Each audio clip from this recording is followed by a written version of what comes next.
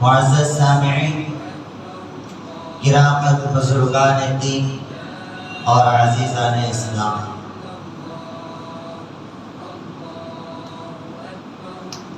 انسان کی دو زندگیاں گویا ہوتی ہیں۔ ایک زندگی وہ ہوتی ہے جو ظاہری زندگی ہے، جو آدمی گزارتا ہے، ہر قوم و ملت والا فرد اور شخص وہ زندگی گزارتا ہے اور اپنی ضروریات کی تکمیل کرتا ہے۔ ہر انسان کی ایک روحانی زندگی ہوتی ہے جس کا تعلق اس کے مذہب سے ہوتا ہے۔ جس طرح دنیاوی زندگی کی تکمیل کے لیے، آسانی کے لیے، سہولت کے لیے انسان اسباب اختیار کرتا ہے، ذرائع اختیار کرتا ہے، روٹی روزی کے ذرائع اختیار کرتا ہے، صحت کے ذرائع اختیار کرتا ہے، اور اسی طرح اپنے کاموں کے بننے کے ذریعہ اور وسائل اختیار کرتا ہے۔ اسی طرح مذہب کے اعتبار سے جو زندگی ہے، روحانی زندگی، نظر نہ آنے والی زندگی، اس سلسلے میں بھی ہم سب کو فکر مند ہونے کی ضرورت ہے کہ اس زندگی کی بنیاد کہاں سے ہے اور اس کی انتہا کہاں ہے اور اس کی منزل کیا ہے۔ تو روحانی زندگی کی ابتدا ہوتی ہے توبہ اور استغفار سے۔ جو مسلمان سچے دل سے توبہ اور استغفار کرتا ہے، آئندہ اس گناہ والی زندگی گزارنے کا ارادہ نہ کرتا، دل میں ندامت اور افسوس کا اظہار ہو، دل میں ندامت رکھتا ہو، تو اس نے روحانی زندگی میں قدم رکھ چکا۔ جب روحانی زندگی میں قدم رکھ چکا تو پھر اس کے بعد اس کا یہ سفر شروع ہو جاتا ہے۔ ہم اس کو اس سفر میں وہ کام کرنے ہوتے ہیں جس سے اس زندگی کو، اس روح کو تقویت ملے، قوت ملے، یعنی اچھے کام، نیکی والے کام، اللہ کی رضا والے کام انسان کرنے لگ جاتا ہے، اور اس کے بعد گناہوں سے بچنے کی کوشش کرتا ہے جو کہ نیک اعمال کی حفاظت کا ذریعہ ہے، تو پھر اس کی نیکیوں کی حفاظت ہوتی ہے، تو یہ زندگی میں بھی وہ کامیاب زندگی گزارنے والا شمار ہوتا ہے۔ جب اس میں کمی آ جاتی ہے، کوتاہی ہو جاتی ہے، جب اکثر لوگ اس میں کوتاہی کرنے لگتے ہیں تو پھر اللہ تعالیٰ کی پکڑ نازل ہوتی ہے، اللہ تعالیٰ کا عذاب، اللہ تعالیٰ کی گرفت شروع ہو جاتا ہے۔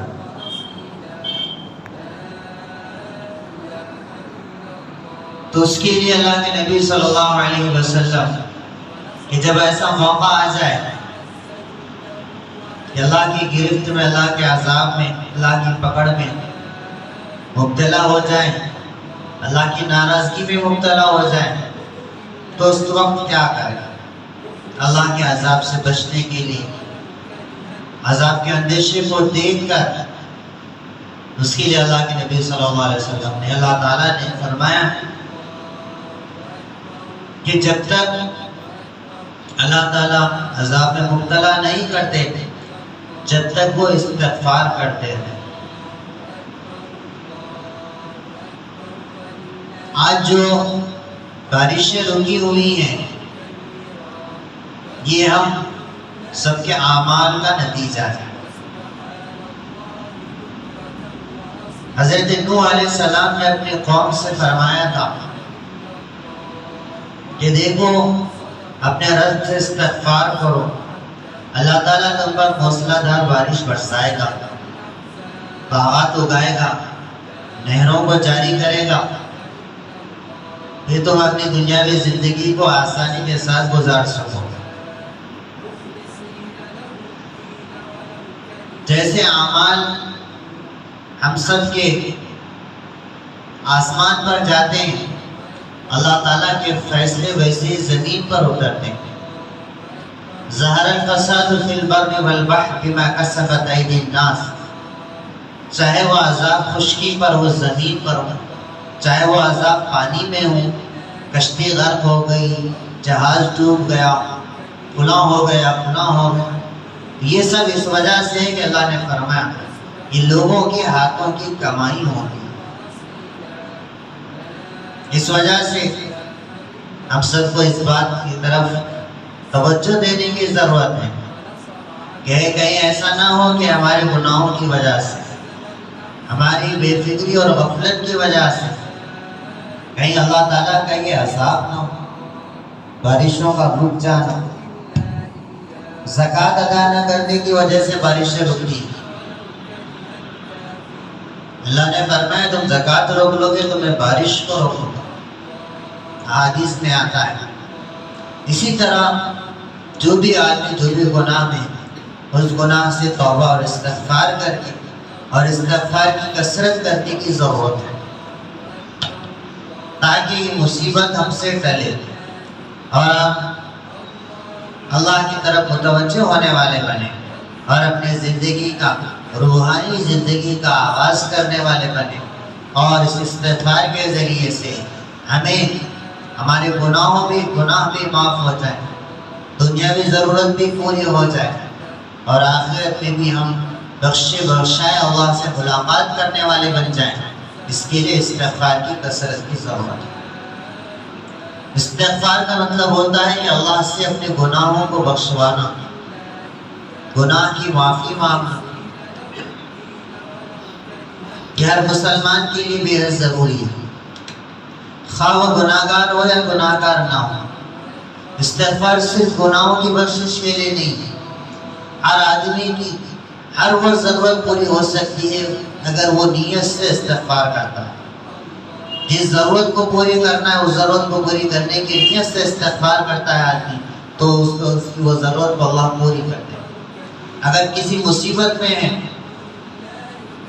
تو اپنی مصیبت کو دور کرنے کے لیے استغفار کرتا ہے نیت سے، تو اللہ تعالیٰ اس کی مصیبت کو دور کرتے ہیں۔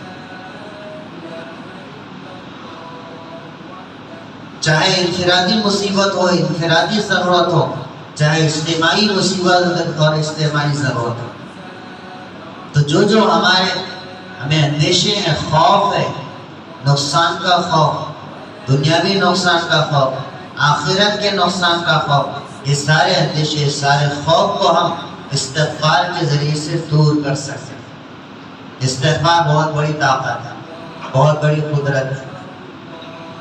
اللہ تعالیٰ اس پر اللہ کی رحمت متوجہ ہوتی ہے۔ اللہ تعالیٰ پسند کرتے ہیں، توبہ کرنے والے کو اللہ پسند کرتے ہیں، پاک صاف رہنے والے کو اللہ تعالیٰ پسند فرماتے ہیں۔ قبا والے، مدینے میں جو قبا مسجد ہے وہاں بستی، اس بستی والے پاکی کو بہت پسند کرتے ہیں، تو اللہ تعالیٰ نے ان کی شان میں آیت نازل فرمائی کہ ایسے لوگ ہیں کہ یہ پاکی کو پسند کرتے ہیں، اور میری طرف سے بھی خوشخبری سن لو کہ میں بھی پاک رہنے والوں کو پسند کرتا ہوں اور توبہ کرنے والوں کو پسند کرتا ہوں۔ اللہ تعالیٰ نے ظاہری پاکی اور توبہ دونوں کو ایک ساتھ ذکر فرمایا۔ پاکی اور طہارت ایک علیحدہ چیز نظر آتی ہے ہمیں، توبہ اور استغفار اور دعا کرنا ایک علیحدہ اور الگ چیز نظر آتی ہے، لیکن دونوں کے درمیان جوڑ ہے، تعلق ہے۔ اس وجہ سے اللہ نے دونوں کو ایک ساتھ ذکر کروایا۔ وہ اس طور پر کہ آدمی غسل کرتا ہے، غسل کے فرائض کا اہتمام کرتے ہوئے غسل کرتا ہے، نہاتا ہے، تو اس کی ظاہری ناپاکی اور گندگی دور ہوتی ہے، لیکن جب آدمی توبہ کرتا ہے تو اس کا ایک روحانی جسم ہے، اس کی روح پاک اور صاف ہو جاتا ہے۔ اللہ یہ چاہتے ہیں کہ مسلمان ظاہری اعتبار سے بھی پاک و صاف رہے اور باطینی اعتبار سے بھی پاک و صاف رہے، کوئی گناہ کا دھبا اس کے بدن پر، روحانی جسم پر نہ ہو، اس کا دل جو ہے ایمان سے منور ہو۔ حدیث پاک میں آتا ہے کہ جب گناہ کرتا ہے آدمی تو دل میں ایک کالا نقطہ لگ جاتا ہے، سیاہ دھبا لگ جاتا ہے. پھر دوسرا گناہ کرتا ہے تو پھر دھبے اس کے نقطے بڑھتے چلے جاتے ہیں، یہاں تک کہ جب گناہوں کی کثرت ہو جاتی ہے تو مکمل دل پورا کالا ہو جاتا ہے. جب مکمل دل کالا ہو جاتا ہے، سیاہ ہو جاتا ہے گناہوں کی وجہ سے، تو پھر اس دل میں حق بات داخل نہیں ہوتی، نیکی والی بات اثر نہیں کرتی، گناہوں کی نفرت دل میں نہیں آتی، گناہوں کی سنگینی دل میں نہیں آتی، اللہ کی ناراضگی کا ڈر نہیں آتا. کسی کہنے والے نے کیا خوب کہا ہے، ہمارے لیے سوچنے کی بات ہے کہ مسلمان کسی سے نہیں ڈرتا، حتیٰ کہ اللہ سے بھی نہیں ڈرتا. یہ بات ظاہری اعتبار سے بہت خراب لگ رہی ہے، لیکن عمل کے اعتبار سے دیکھیں تو ہمارا عمل یوں ہی ہے. پھر اس نے دلیل دی کہنے والے نے کہ حتیٰ کہ اللہ سے بھی نہیں ڈرتا. اگر تمہیں یقین نہ ہو تو خالی مسجدیں دیکھ لو، اگر مسلمان اللہ سے ڈرتا تو مسجدیں خالی نظر نہیں آتی. تو کسی سے نہیں ڈرنے کا مطلب یہ ہے کہ مخلوق سے نہیں ڈرنا ہے، خالق سے ڈرنا ہے. مخلوق پہ جو بڑے ہیں ان کا ادب ہے، احترام ہے. ڈرنا صرف اللہ سے، خوف بھی اللہ سے، امیدیں بھی اللہ سے، اچھا گمان اللہ سے. ایسا کرنے والا شخص ہی وہ اللہ تعالیٰ کی صحیح قدردانی اور اللہ تعالیٰ کی صحیح اطاعت اور اللہ تعالیٰ کے خزانوں سے خوب لوٹنے والا بنے. تو اس موقع پر جب ہم ایسے حالات کے شکار ہیں، بارشوں کا بند ہو جانا اور بھی مسائل کا شکار ہو جانا، یہ اللہ تعالیٰ کی طرف متوجہ ہونے کا موقع، توبہ اور استغفار کرنے کا موقع ہے. توبہ کے معنی آتے ہیں لوٹ کر آنا، پلٹ کر آ جانا، اصلیت کی طرف آ جانا. مسلمان کی اصل ایمان ہے، مسلمان کی اصل اسلام ہے، تو اس طرف لوٹ کر آ جانا، تعلیمات اسلام کی طرف لوٹ کر آ جانا. جب بچہ دنیا میں آتا ہے تو اس کو اصل چیز کی طرف پہلے رہبری کی جاتی ہے، اصل چیز اس کے کان میں ڈالی جاتی ہے، اللہ کی بڑائی ڈالی جاتی ہے، اقامت ڈالی جاتی ہے. کیونکہ ابھی دنیا میں آ چکا ہے تو سب سے پہلا کام، اس کے کان میں سب سے پہلی بات مقصد حیات کی پڑھ. جب دنیا سے جاتا ہے تو بھی نماز پڑھائی جاتی ہے. اگر درمیان میں عبادت نہ ہو، درمیان میں اللہ کی فرما برداری نہ ہو، تو پھر شروع اور آخر کی عبادتیں ضائع ہو جاتی ہیں. اللہ تعالیٰ یہ چاہتے ہیں کہ ہر وقت میرے بندے میرے فرما بردار ہیں، میرے حکم کو پورا کرنے والے بنیں، میری نافرمانی سے بچیں. اگر نافرمانی ہو جائے تو میرا توبہ کا دروازہ کھلا ہے. ہر آدمی کے موت کے قریب آنے تک دروازہ کھلا رہتا ہے. اور اسی طرح زمانے کے اعتبار سے دیکھیں گے، سورج مغرب سے نکلے گا قیامت کے دن، جب تک سورج نہیں نکلتا مغرب سے اس وقت تک دروازہ کھلا رہتا ہے. آپ علیہ السلام نے فرمایا من تاب قبل ان تطلع الشمس من مغربها تاب اللہ علیہ. سورج کے مشرق سے مغرب سے نکلنے سے پہلے تک جو توبہ کرتا ہے اللہ تعالیٰ اس کی توبہ کو قبول کرتے ہیں. اب قیامت کی علامتیں ظاہر ہو چکی، اس کے بعد اگر کوئی توبہ کرتا ہے جو قریبی علامتیں ہیں اس کی توبہ قبول نہیں ہوتی. اسی طرح آدمی کی مرنے کی علامتیں ظاہر ہو چکی تھی، غرغرے کی کیفیت طاری ہو گئی، اس کے بعد اگر بات کرنے کی صلاحیت بھی ہو، توبہ کرتا ہے تو پھر اس کی توبہ قبول نہیں ہوتی. لہذا ضرورت اس بات کی ہے قبل اس کے کہ توبہ کا دروازہ بند ہو جائے ہمیں سچی پکی توبہ کرنا ہے. اور توبہ کس کو کہتے ہیں؟ توبہ کہتے ہیں ندامت کو، افسوس کو. ایک عورت بیوہ خاتون تھی، بہت نیک خاتون تھی، اس کا ایک لڑکا تھا.